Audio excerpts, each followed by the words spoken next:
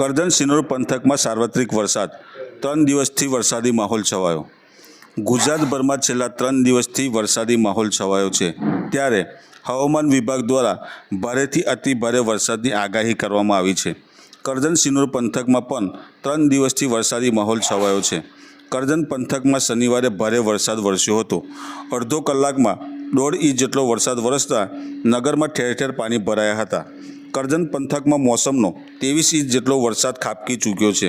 જ્યારે સિનોર પંથકનો વાત કરવામાં આવે તો સિનોર પંથકમાં મોસમનો 20 ઇંચ જેટલો વરસાદ નોંધાયો છે। રવિવારથી આજ સવાર સુધીમાં સિનોરમાં 1.5 ઇંચ જેટલો વરસાદ વરસ્યો છે।